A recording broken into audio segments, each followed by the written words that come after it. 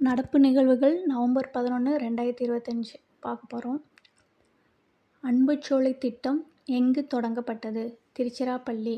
அன்புச்சோலை திட்டத்தின் மொத்த மையங்கள் எத்தனை? 25. அன்புச்சோலை திட்டம் என்று அறிமுகப்படுத்தப்பட்டது? நவம்பர் 10, 2025. அன்புச்சோலை திட்டம் மையத்திலிருந்து திறக்கப்பட்டது? பொன்மலைப்பட்டி பாவை ஃபவுண்டேஷன் மையத்திலிருந்து திருச்சிராப்பள்ளியில் அமைந்துள்ளது. காசி தமிழ்ச் சங்கமம் 4 நிகழ்வில் எந்த இயக்கத்தை பிரபலப்படுத்த வேண்டும் என தமிழக ஆளுநர் கூறினார்? கற்போம் தமிழ். காசி தமிழ்ச் சங்கமம் 4 கருப்பொருள் தமிழ் கற்கலாம்.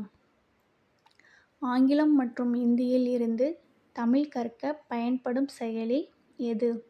பாசாணி அல்லது அனுவாதானி? இப்போ 8வது கொஷின்ஸ்லேருந்து 70 வயது மூத்த தம்பதிகளுக்கான திட்டம் எது? திருக்கோயில்களில் மூத்த தம்பதிகளுக்கு சிறப்பு செய்யும் திட்டம். மூத்த தம்பதிகளுக்கு சிறப்பு செய்யும் திட்டத்தை தொடங்கியவர் யார்? துணை முதல்வர் உதயநிதி ஸ்டாலின். மூத்த தம்பதிகளுக்கான திட்டம் தொடங்கிய இடம் திருவல்லிக்கேணி ஸ்ரீ பார்த்தசாரதி திருக்கோயில். திட்டம் பயன்பெறும் தம்பதிகள் எத்தனை பேர் மற்றும் திட்டத்தின் பயன்?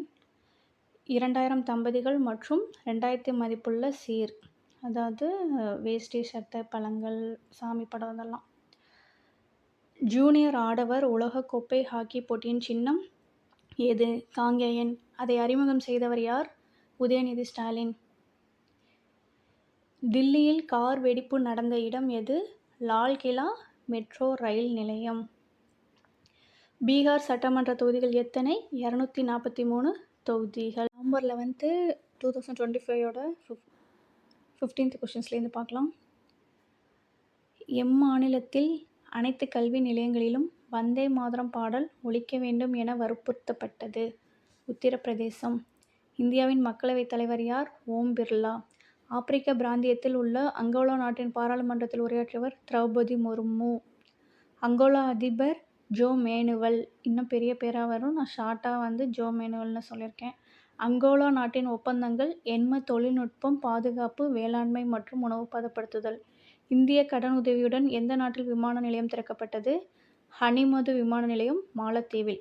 இதற்கான ஒப்பந்தம் கையெழுத்திடப்பட்ட ஆண்டு 2019. மாலத்தீவு அதிபர் யார்? Mohammed Muizzu. 11th 2025 continuation questions தான் பார்க்க போகிறோம். 22வது கேள்வி. எக்கொள்கையின் மூலம் அண்டை நாடுகளுக்கு இந்தியா உதவுகிறது? அண்டை நாடுகளுக்கு முன்னுரிமை அளிக்கும் கொள்கை மற்றும் மகாசாகர் தொலைநோக்கு திட்டம். இந்திய விமான போக்குவரத்து துறை அமைச்சர் யார்? ராம்மோகன் நாயுடு. எந்நாடு 70,000 இந்தியர்களுக்கு பணி வாய்ப்பு வழங்க உறுதியளித்துள்ளது? ரஷ்யா. ஜூனியர் உலகக்கோப்பை ஹாக்கி போட்டி எங்கு நடைபெறுகிறது? சாண்டியாகோவில். இது சிலியில் தென் அமெரிக்காவில் இருக்குது. சாண்டியாகோவில். இது 11வது உலகக்கோப்பை ஹாக்கி ஜூனியர். ISSF துப்பாக்கி சுடுதலில் இந்தியா வென்ற பதக்கங்கள் இதுவரைக்கும் 4. அதில் 2 தங்கம், 1 வெள்ளி, 1 வெண்கலம். இதில் 10 மீட்டர் துப்பாக்கி சுடுதலில் வென்றவர் சாம்ராட் ராணா. நவம்பர் 11, 2025 கரண்ட் அஃபேர்ஸில் லாஸ்ட் 2 கொஷின்ஸ். தேசிய கார்டிங் போட்டியில் சாம்பியன் பட்டம் வென்றவர் யார்? ஹரியானாவை சேர்ந்த ஹர்ஷிகுப்தா. 9 வயது பாப்பா தான். போட்டி நடைபெற்ற இடம் பெங்களூரு. அரிசி ஏற்றுமதி நடப்பாண்டில் எத்தனை சதவீதம் அதிகரிக்கும் என மத்திய அரசு அறிவித்துள்ளதுன்னா 10%. ஸோ இன்றைக்கி மட்டும் 28 கொஷின்ஸ்ட்டை